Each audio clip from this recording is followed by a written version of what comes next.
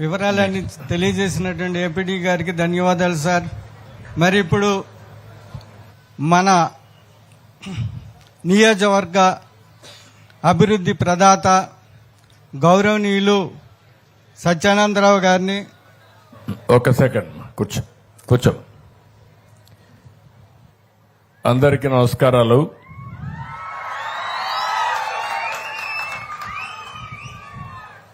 ఈరోజు నేను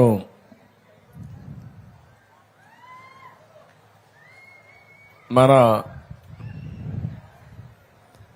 డిప్యూటీ ఉప ముఖ్యమంత్రి మిత్రుడు పవన్ కళ్యాణ్ గారు రాష్ట్రం మొత్తం గ్రామ సభలు పెట్టాలి, గ్రామ సభల్లో గ్రామ అభివృద్ధి గురించి చర్చించాలని నిర్ణయం చేయడం, నేను దానిపైన ఇది మంచి కార్యక్రమం, దీన్ని అందరం కలిసి చేయాలి, రాష్ట్రం అంతా కూడా ఒక పండుగ వాతావరణంలో ఈ కార్యక్రమం చేయాలని దీనికి శ్రీకారం చుట్టడం, అక్కడి నుంచి నేరుగా నేను కూడా భాగస్వామి కావాలని వానపల్లికి రావడం నా అదృష్టంగా భావిస్తున్నాను. ఇప్పుడే పళ్ళాలమ్మ వారి దర్శనం చేసుకుని ఆశీస్సులు తీసుకుని మీ ఆశీస్సులతో ముందుకు పోదామనే ఉద్దేశంతో ఇక్కడికి వచ్చాను. ఈరోజు మనందరం కూడా ఈ గ్రామ సభలో గుర్తుపెట్టుకోవాల్సింది, రాబోయే రోజుల్లో ఏం చేస్తామో మనం చర్చించుకోవాల్సిన అవసరం ఉంది. ఒక్క విషయం మీరందరూ గుర్తుపెట్టుకోవాలి, ఇక్కడికి వచ్చినప్పుడు ఈరోజు ఈ రాష్ట్రంలో ఒక్కసారి చూస్తే గడిచిన 5 సంవత్సరాలు ఎప్పుడైనా ఒక గ్రామ సభలో కూర్చొని మాట్లాడుకున్న దాఖలాలు ఉన్నాయా అని మిమ్మల్ని అడుగుతున్నా. ఎప్పుడైనా ఒక ముఖ్యమంత్రి ఒక ఉప ముఖ్యమంత్రి మీ దగ్గరికి వచ్చి సాదా సీదాగా వచ్చి కూర్చున్న సందర్భాలు ఉన్నాయా అని అడుగుతున్నా. ఆ రోజు మీరు చూస్తే ముఖ్యమంత్రి వస్తున్నాడంటే మొత్తం చెట్లన్నీ నరికేయాలి. ఇక్కడికి వచ్చుంటే ఈ పళ్ళాలమ్మవారి దేవాలయంలో మొత్తం చెట్లన్నీ నరికేసేవాడు. అవునా కాదా గుర్తు తెచ్చుకోమంటున్నా. ఆయన వస్తున్నా అంటే పరదాలు కట్టేయాలి. అదే సమయంలో అందరి ఇళ్ల దగ్గర అరెస్ట్ చేసేయాలి, ఎవరు బయట రాకూడదు. ఈ ప్రాంతం అంతా స్కూల్స్ అన్ని మూసేయాలి. అన్ని బస్సులు ఆయన మీటింగుల కోసం రావాలి. ఆడవాళ్ళైతే స్వేచ్ఛగా వచ్చి కూర్చొని మాట్లాడుతున్నారు. ఏమమ్మా అప్పట్లో ఎప్పుడన్నా మీలో నవ్వుముఖం చూశానా అని అడుగుతున్నా మిమ్మల్ని అందరినీ. స్వేచ్ఛ ఉందా అని మిమ్మల్ని అడుగుతున్నా. మిమ్మల్ని బలవంతంగా డాక్రా సంఘాలని బలవంతంగా తీసుకొచ్చి పెద్ద పెద్ద మీటింగులు పెట్టి ఉదయం నుంచి సాయంత్రం వరకు మీకు పనిష్మెంట్ ఇచ్చే రోజులవి. ఆ రోజులన్నీ అయిపోయినాయి. ఓసారి నేను చూశాను, వచ్చిన వాళ్ళు వెళ్లిపోతా ఉంటే పక్కన గోతులు తవ్వేవాళ్ళు పారిపోకుండా. ఇది ప్రజాస్వామ్యమా లేకపోతే డిక్టేటర్ స్వామ్యమా నాకైతే అర్థం కావడం లేదు. నేను అందుకని నేను గాని మిత్రుడు పవన్ కళ్యాణ్ గారు వచ్చిన తర్వాత ఒకే మాట చెప్పాం, చాలా స్పష్టంగా ఆదేశాలు ఇచ్చాం. మాది simple governance, simple government, effective governance. పేద ప్రజలకు న్యాయం చేసే పరిపాలన రావాలని పాలనకు శ్రీకారం చుట్టామని చెప్పి కూడా నేను మీకు తెలియజేస్తున్నా. ఈరోజు గ్రామ సభ అంటే మీరే నిర్ణయించుకోవాలి. ఈరోజు మీ అందరి ముందర ఒక ప్రపోజల్ పెడుతున్నాం. అది పెట్టే మునుపు కొన్ని విషయాలు కూడా మనం మాట్లాడుకోవాలి. ఆ విషయాలు మాట్లాడిన తర్వాత ఏం ప్రపోజల్ పెడుతున్నా నేను ఒక్కసారి మీకు చెప్తాను.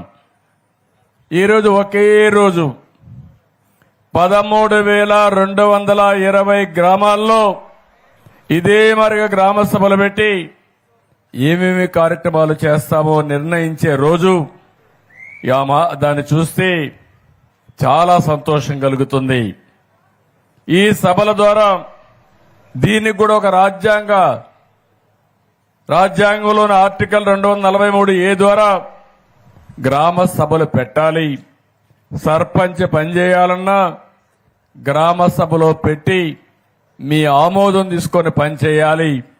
గ్రామ అవసరాలు ఏమున్నాయో అవే చేయాలి తప్ప కాంట్రాక్టుల అవసరాలు లేదంటే సర్పంచ్ అవసరాలు కాకుండా మీ అవసరాలు ప్రాతిపదిక పైన చేయాలనే ఉద్దేశంతోనే ఈ గ్రామ సభలకు శ్రీకారం చుట్టాం.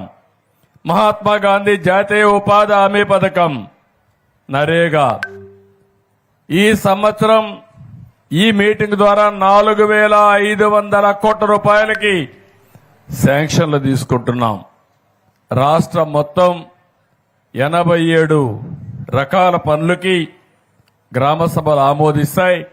అవసరమైతే ఇంకా ఎక్కువ డబ్బులు కూడా ఖర్చు పెట్టడానికి అవకాశం ఉంది. ఎప్పుడు కూడా నరేగా అనే కార్యక్రమం ఎంతమంది పని కావాలంటే అంతమందికి పని కల్పించాలి. 100 రోజులు ఉపాధి కల్పించాలి. ఇది ప్రభుత్వ బాధ్యత.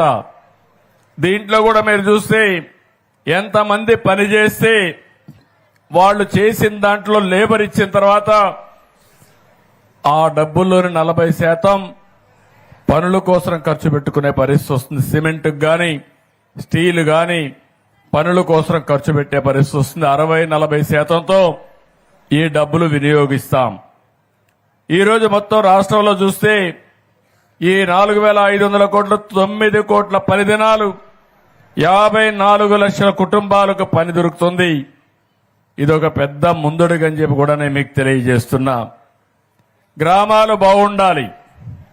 వానపల్లి బాగుంటే అంబేద్కర్ జిల్లా బాగుంటుంది. అదే మరి అంబేద్కర్ జిల్లా బాగుంటే దేశం బాగుంటుంది. గ్రామ అభివృద్ధి గ్రామంతో ప్రారంభించాల్సిన అవసరం ఉంది. మన రాష్ట్రంలో మీరు ఒక్కసారి గుర్తుపెట్టుకుంటే 3,54,000 మంది గ్రామీణ ప్రాంతాల్లో ఉన్నారు. 1,50,00,000 మంది టౌన్స్ లో ఉన్నారు. గ్రామాలు అభివృద్ధి చెందితేనే దేశ అభివృద్ధి అని చెప్పి కూడా నేను మీకు తెలియజేస్తున్నా. అందుకే 14-19 ఒక్కసారి గుర్తు చేసుకోండి, స్వర్ణ యుగం. అవునా కాదా అని మిమ్మల్ని అడుగుతున్నా. సిమెంట్ రోడ్లు గాని అన్ని పనులు చేశాం. అదే సమయంలో 19-24 చీకటి రాజ్యం. ఒక్క పని కాలేదు. ఎక్కడికి పోయినా డబ్బులు నాకైతే అర్థం కావడం లేదు. కడాన నరేగా డబ్బులు కూడా దుర్వినియోగం చేశారు. దొంగ బిల్లులు వేసుకున్నారు. ఇష్టానుసారంగా ఎక్కడికక్కడ సొంత జోబుల్లోకి పోయినాయి తప్ప ప్రజలకు ఖర్చు పెట్టే పరిస్థితి లేరు.